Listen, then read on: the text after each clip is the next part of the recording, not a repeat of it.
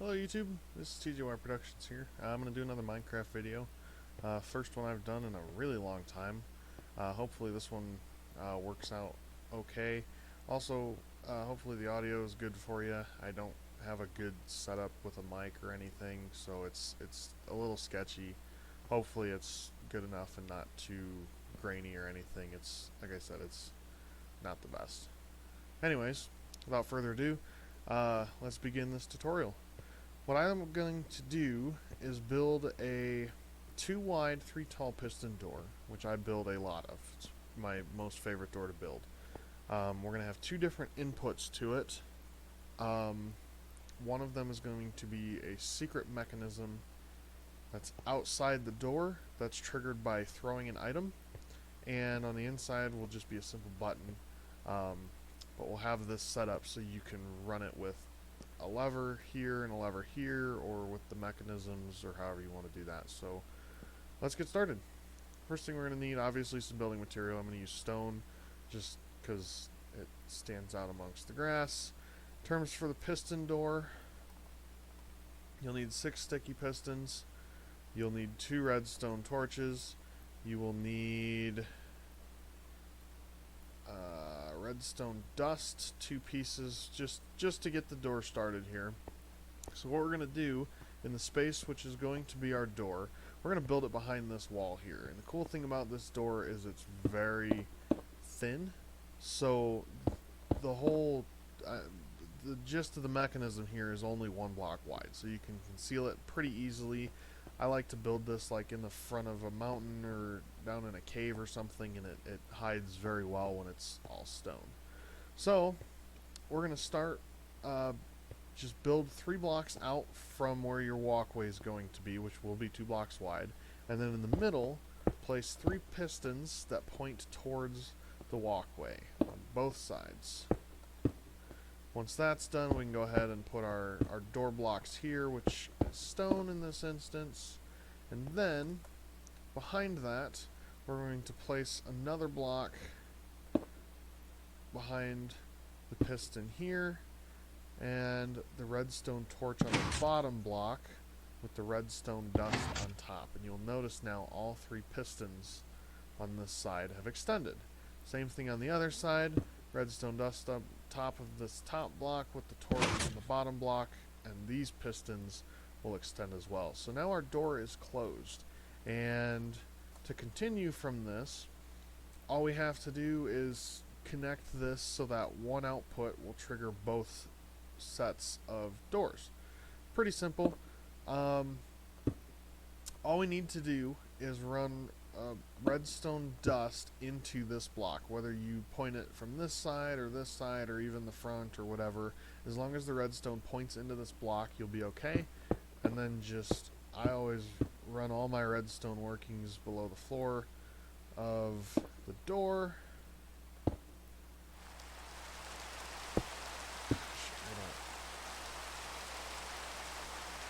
Go away. Again, redstone dust, make sure it points into that. If it curves, if it does this, it's not good. So you can either, if you need this space where it's not deeper, you can place a block like that to cut it off, as long as it's not connected like that, or dig it deeper, whatever you want to do. So now, we can test this. If we go ahead and throw a torch, we'll see all the pistons open. Break the torch, all the pistons close. Simple. So this is the main workings of the door. You can lift this up and put a 3x2 wide area of redstone and put pressure plates here if you're not worried about mobs running into it. That's why I never use pressure plates. Obviously you can run redstone, maybe a repeater or 2 to a button out here. Same thing on the inside, a button over here. The problem is, at least on the outside, that's all visible. So I like to try to be discreet. So I don't know. And the other problem is the buttons fire really fast. So I prefer using levers if I have to. Now, to make this door work well with levers, go ahead and put one up here just to get started with this.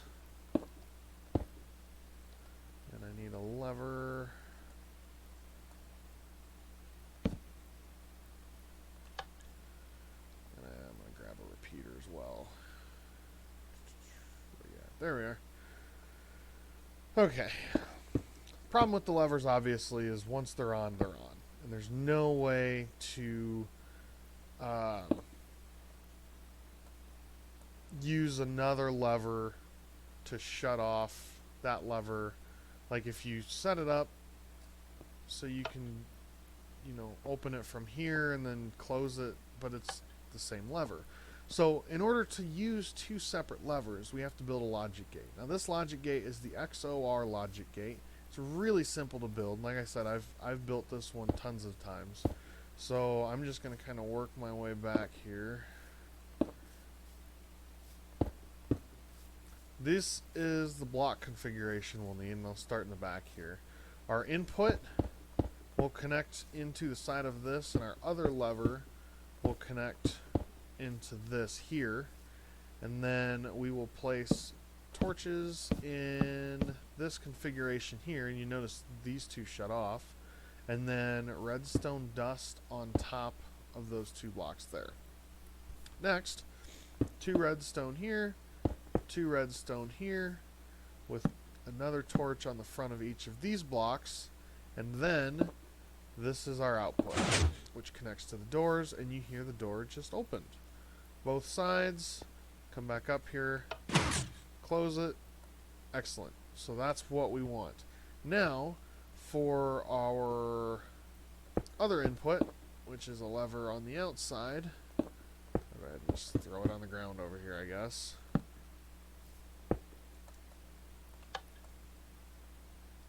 Pretty simple, since we did the hard part already. The only thing is going to be making sure we just go far enough out that we don't interfere with this redstone current. And this is where I will definitely need that repeater. Here. And there we go. So this is how, like I said, I build this door a lot with levers like this, just in case I have animals to bring in. It stays open as long as I need it to. So we close it, we can open it, run through it to the inside, close it, and open it, and it's really cool. Not too difficult to build. Like I said, this logic gate is the XOR Logic Gate. 2 inputs, 1 output, which we have split to be either stack of pistons here. XOR Logic Gate, 2 levers, 1 piston door. Fine and dandy. Problem is, again, as I mentioned before, it's a lever. It's visible. So, I have to give my younger sister credit for this. She showed me this cool little mechanism. Let me show you what you need. So we're going to need 2 building blocks, a hopper. I'm going to use a dropper. Actually, 2 hoppers, just for the sake of this. You can put, as long as you have 1 hopper and something for it to dump into, you will be fine. You can put a chest, you can put a series of hoppers, whatever you want to do. I'm going to use 2 hoppers just to kind of carry this along. We need 1 comparator and 1 redstone torch. And then this is where it gets funky. A minecart rail and a minecart with hopper. And I'm going to use a grass block as our trigger block. So, I'm going to get rid of our lever. Fix that since I have it. So, the struggle becomes figuring out where you want your trigger to be. I'm going to go ahead and put it, I'll put it right here.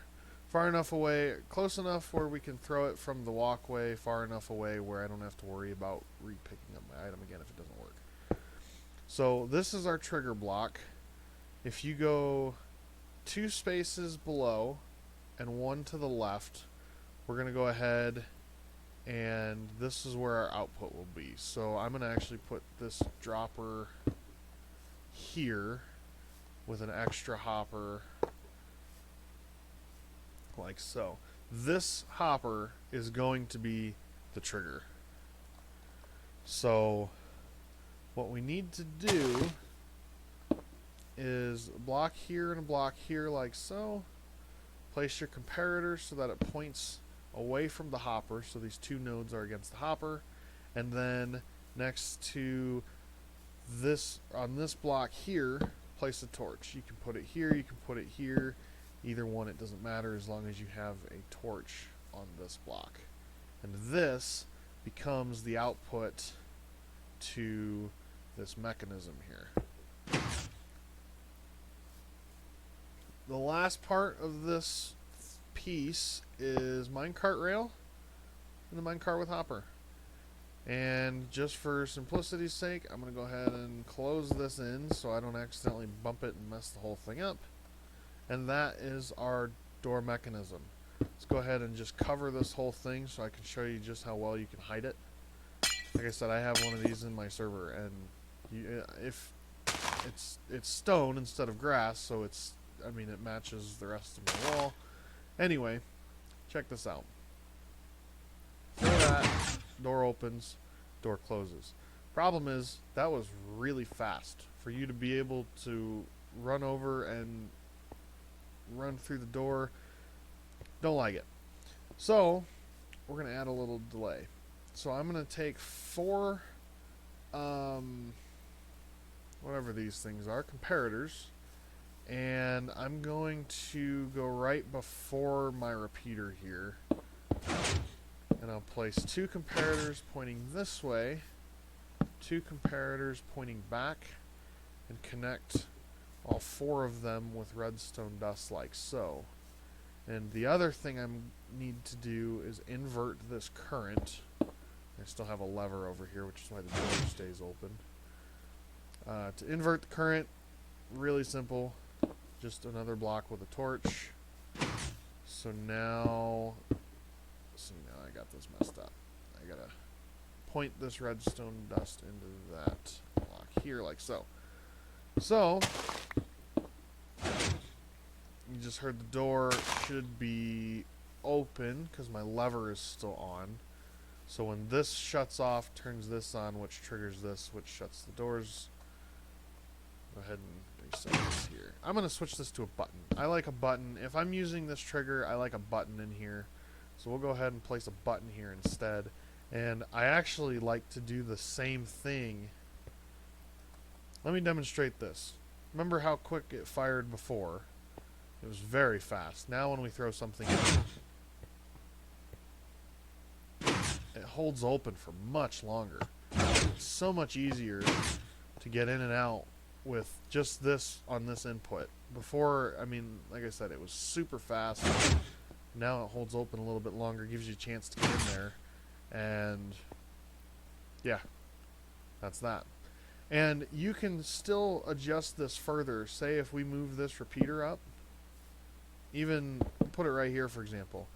If you watch this mechanism right here, I'll go ahead and trigger it like this. Notice how the redstone current drops out.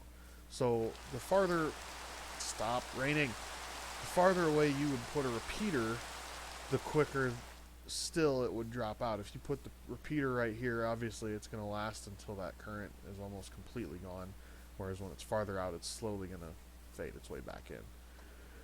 So, we've built the trigger mechanism now. This is how we get in and out. The problem is, you lose your items. You throw items in there, and unless you build a way to get in there, you can't get anything back. Or can you? That's the next part of this. I'm going to build a really simple mechanism to get the items out of this dropper, which I'm going to go ahead and take. The reason this is important is if this hopper holds any items at all, this stays on, which means your door stays open. So it's very important that you have some way to either move items where you can empty them out or even return to you altogether in some way or another. So we're going to go ahead and build a really cool item return system here. I'm going to use glass as my building block again. I'm going to put this over there. I need a... what do I need? I'm going to use stone again for my building blocks, which I want there. To build this trigger, I need three pieces of redstone dust, one repeater, and one comparator. To build this, we need a shape that looks something like that on the front, and back here we need a block here and 2 blocks down low like that. Next to our dropper, place the comparator again so it points out towards this block, the 2 nodes against the dropper, redstone dust up here and redstone dust down here. On the back side, we're going to place a redstone repeater. Make sure that you click 1 tick into this repeater and then redstone dust to connect it back into this comparator. And this is going to trigger this when it detects an item in here. It will cause it to spit it out this way. So if I go up here and just drop this redstone dust in the right spot, we'll notice that it fires out here and we can come pick this up. So now we have a way of exiting items out of our input for the door. Now it's just a matter of getting them somewhere accessible. And what I like to do for this is put a chest somewhere up over here, and I'm going to put it right here so it's just in my hallway next to my exit mechanism. And then I'm going to just put a little portion of a wall here. So this is still my wall. My ceiling would be up here. Just to show how this might look. Like so. So all I need for this is 2 hoppers, basically. And the rest of this mechanism, I'm going to use glass and water and ice, and that will work the rest of this. So I'm going to take 2 hoppers, and we feed them into this chest like so. And then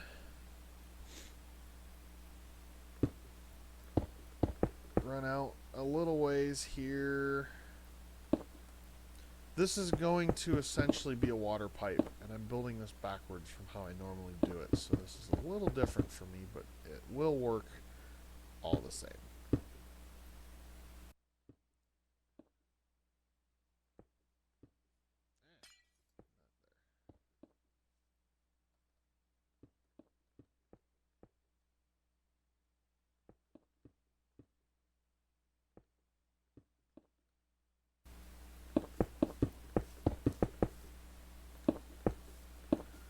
Okay, so this is the easy part here.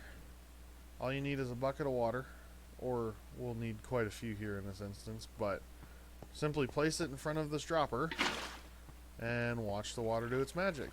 And when you get over here, I'm going to go ahead and block this off if I can, using a half slab and a block of packed ice.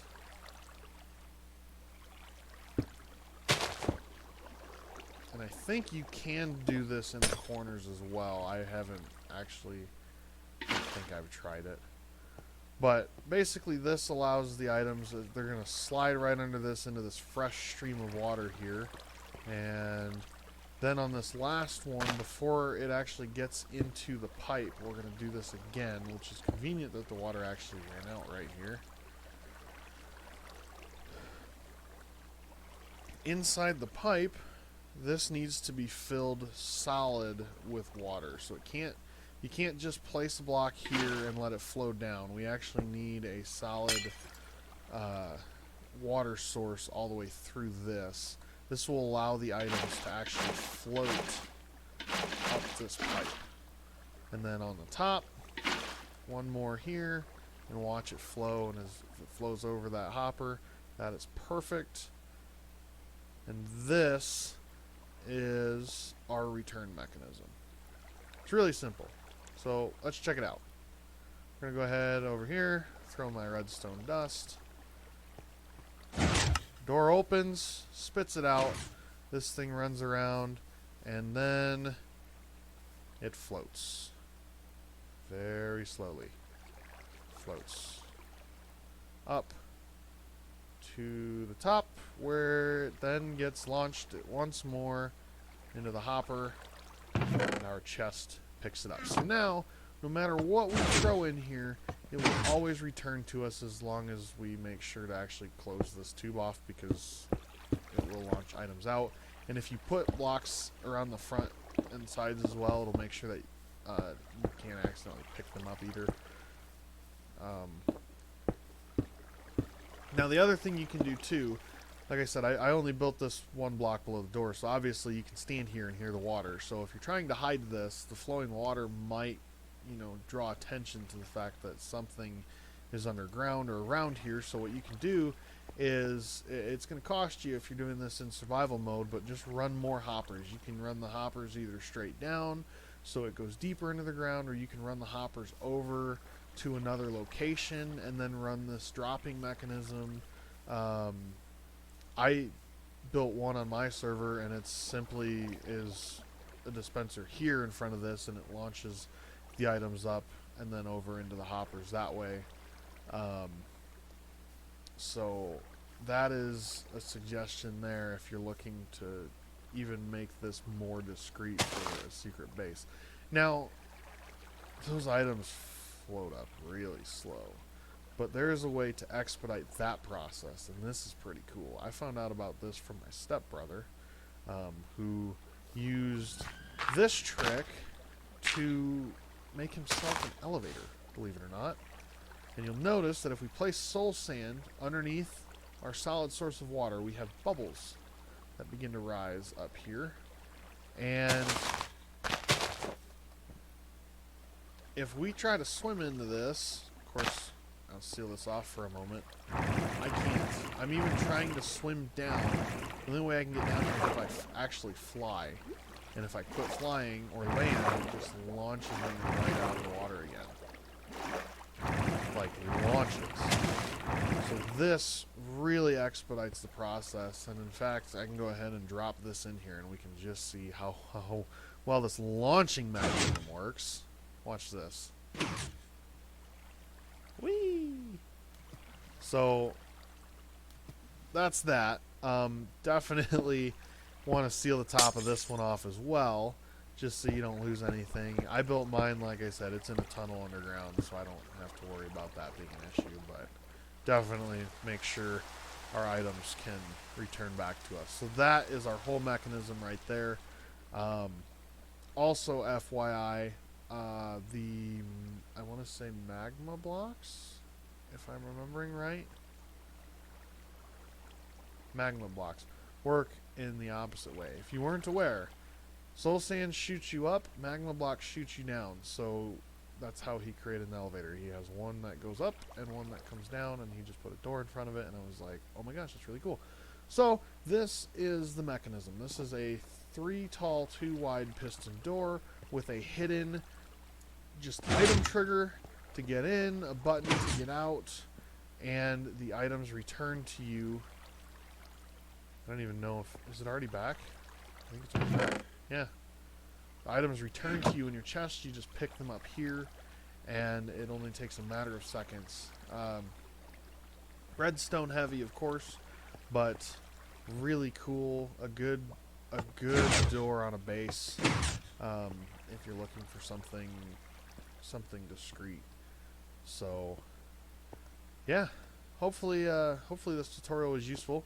If you have any questions or comments about anything, let me know in the comments below, and I'll be happy to get back to you. If you have any other videos you might want me to attempt in the future, please let me know. A couple shout outs here. Again, I'd like to thank my sister for showing me this really cool trigger mechanism.